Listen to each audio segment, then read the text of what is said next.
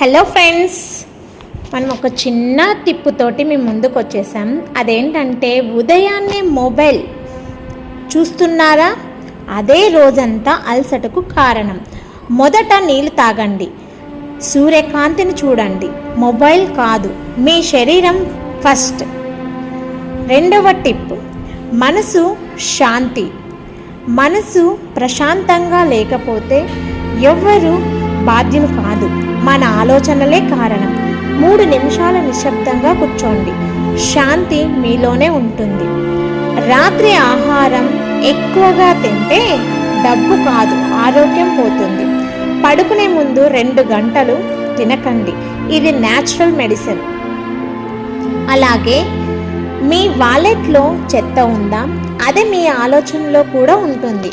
Wallet శుభ్రం చెయ్యండి, డబ్బుపై గౌరవం పెరుగుతుంది. జీవితాన్ని మార్చేది పెద్ద నిర్ణయాలు కాదండి, రోజు చేసే చిన్న అలవాట్లు.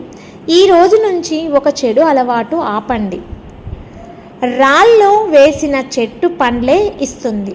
మనుషులు మాటలు వేసిన మనం మంచిగానే ఉండాలి, అదే నిజమైన బలం.